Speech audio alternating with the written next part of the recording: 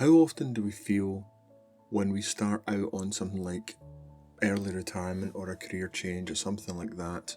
Where do I start? There are so many opportunities, there are so many things that you could do. Sometimes it's too many things to think of, so where do you actually start? Well, one of the things that you can do is you can start by considering, well, what are your strengths? What are the things that I can do relatively easily, or at the very least without overburdening myself with too much pressure, too much of the unknown? And looking at strengths is a great way of doing that. And what I'm going to look at, what we're going to talk about, is a thing called character strengths, or more exact, the VIA character strengths, which is something that comes from positive psychology. Martin Seligman started positive psychology with a number of other people, and one of the things that they wanted to do was find ways where things could be measured, things could be a bit more scientific, if you like, when it comes to these things. And one of the big things in that was the character strengths, because it gives people an idea of what the strengths actually are.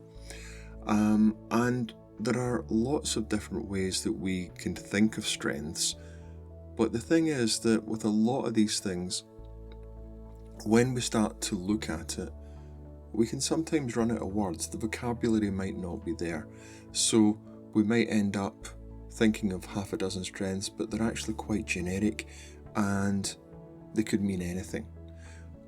So by looking at something like this, that's a 10-15 minute, maybe slightly longer, online test, and by doing something like that, it gives you an idea of what's possible. It gives you an idea of what strengths are actually there, what strengths might be there. You might disagree with it. That's one of the funny things about it. You might disagree with it, and incidentally, the test is completely free. There are paid versions of it, but you can get the basic results free. And when you do it, one of the things to remember is that you're an individual. You are someone who has lived their life, got their experiences, got your own values, your own personality, and all of these reflect on what your strengths are. It's not like one of these tabloid top 10 psychology tests where it will tell you the kind of person you are or the person you're going to marry or anything like that. It's nothing like that nonsense. It's very much about what strengths you have, but you then have to measure that. You then have to reflect on that, considering how everything else in your life, all the values that you have, the experiences that you have, your own personality, and so on. Now, the VIA character strengths are split into 3 different parts. You have your signature strengths, which are the main ones, and those strengths are the things where you naturally go to. Those are the things that you would normally do without really thinking about it, and they come out quite naturally. The middle ones, the middle strengths, that's probably the biggest group, and these are things where there's nothing in this where you have a weakness as such, but it's more a case of these are the things where you might use them, you have the opportunity to use them, and you have the ability to use them. They are strengths you can use, but if you wanted to use them more, you might have to look at building more skills around them, and that's the middle ones. Then you have the lowest ones, the bottom ones, if you like. Again, not weaknesses, but these are known as the lesser skills, and these are the ones that you go to least, or you have the least ability with. Mine are things like, as we'll go through a few of the character strengths, mine are things like self-regulation. I'm not very good with that at all, and I never have been, and it's good to recognise in myself that, because then I can deal with it in different ways, and that's one of the things that's important about this, is learning what we are good at, what we're not so good at, and how we can deal with it. My top 5, my signature strengths, for instance, and I've been doing the test approximately once a year for about the last 7 years. And I've been surprised with how consistent it is. And it's opened my eyes to a few things and made me realise a few things. So my top 5, in no particular order because it can vary, have been love, creativity, humour, bravery and hope.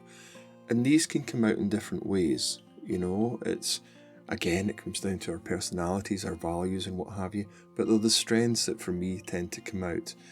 I would think probably the one that I go to the most isn't so much creativity. I talk about creativity quite a lot. I love creativity, and it's the one I recognise straight away. But it's probably hope. Some of the things that I've been through over the last few years, having hope has helped a great deal. And that strength is probably one of the ones that I've used the most, and it's interesting to see that's in my signature strengths, that it's right up there in the top 5. So, why bother with this? Well, knowing more about what our strengths are gives us a better idea of where to start, as I said.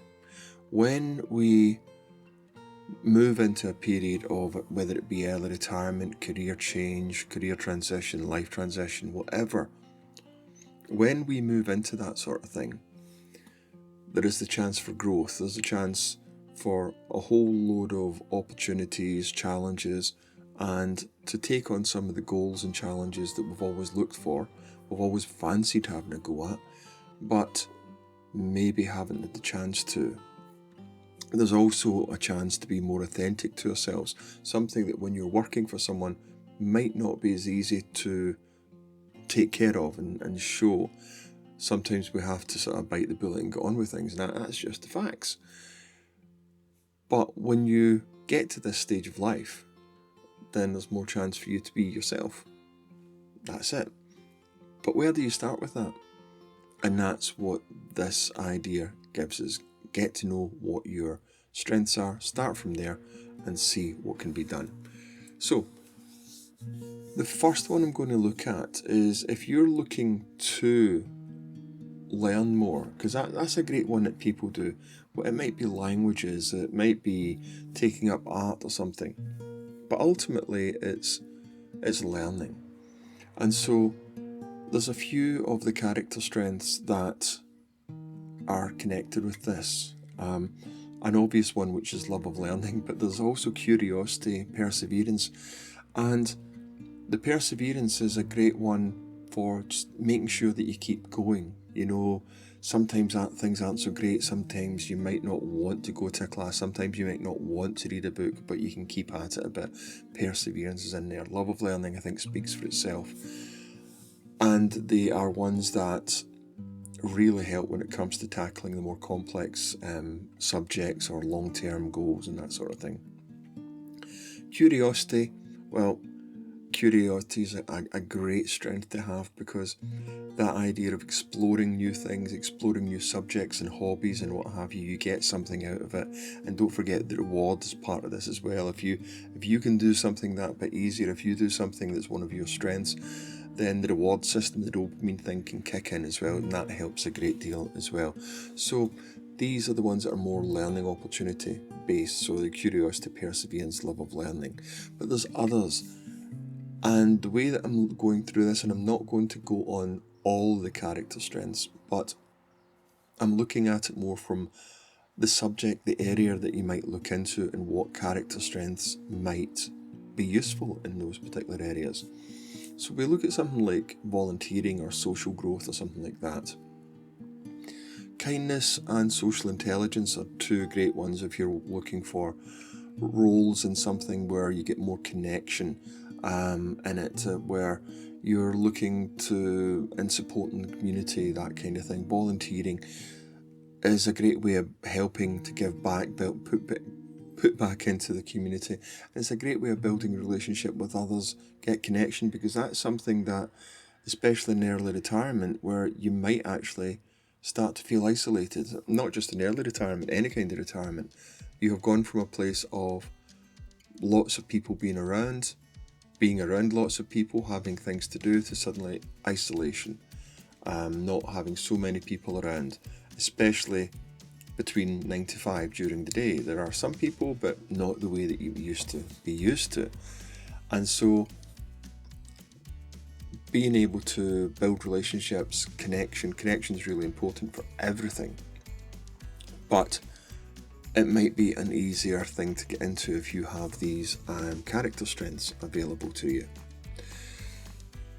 Also, if you have character strengths around things like leadership and teamwork, they can help a lot if you do decide to do voluntary stuff and organising or working with the community, or maybe looking to sit up voluntarily on some kind of board, whether it be a charity, whether it be a local development trust or something like that, helping out with these kind of things, then bringing them with you could help a lot.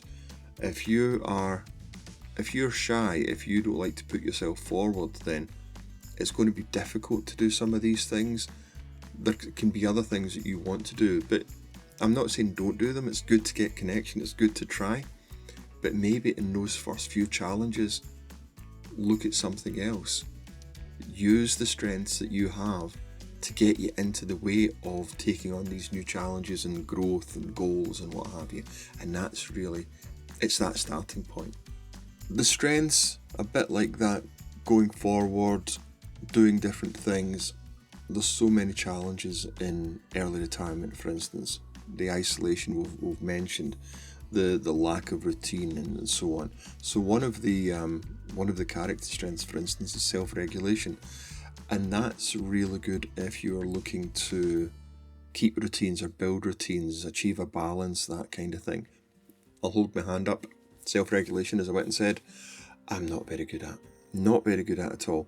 So I have to find other ways where I can build routines, because routines are something that's really useful.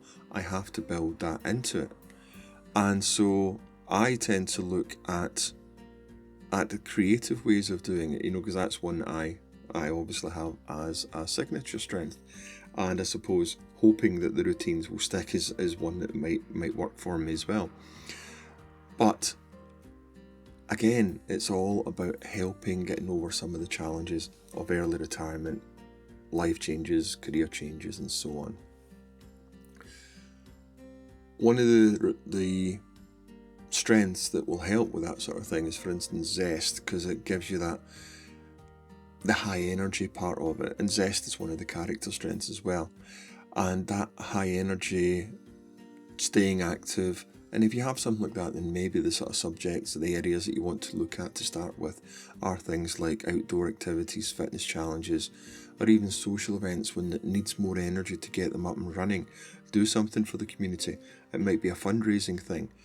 Whatever suits you, whatever's best for you, that might be a good way of looking at it and getting that positivity, getting that zest, that energy working for you.